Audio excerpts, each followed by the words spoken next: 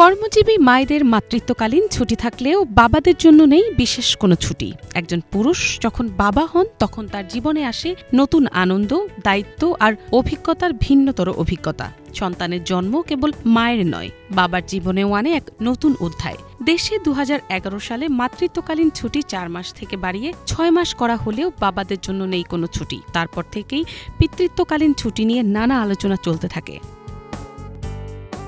শিশুকে সময় দেয়া, তার যত্ন নেয়া এবং মায়ের পাশে দাঁড়ানো, এসব দায়িত্ব বাবারও সমানভাবে পালন করতে হয়। সেই বিবেচনায় এবার চাকরিজীবী পুরুষেরাও পেতে পারেন পিতৃত্বকালীন ছুটি। তবে এজন্য মানতে হবে ৩টি শর্ত। শিশুকে সময় দিতে হবে, শিশুর যত্নের সমান অংশ নিতে হবে এবং শিশুটির মায়ের সেবা করতে হবে।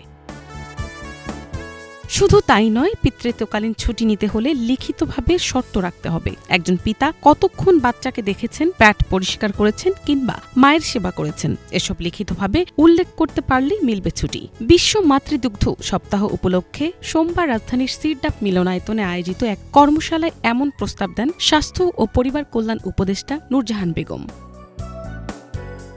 তিনি আরও উল্লেখ করেন, মাতৃদুগ্ধ নিয়ে কাজ শুধু সরকার বা স্বাস্থ্য খাতের নয়, বরং সবার। এনজিও কর্মী থেকে শুরু করে মসজিদের ইমাম খুতবায় এ বিষয়ে সচেতনতা তৈরি করতে পারেন। একইভাবে মন্দির ও গির্জায় আলোচনার আয়োজন করা যেতে পারে, আর মিডিয়াও এক্ষেত্রে গুরুত্বপূর্ণ ভূমিকা রাখতে পারে।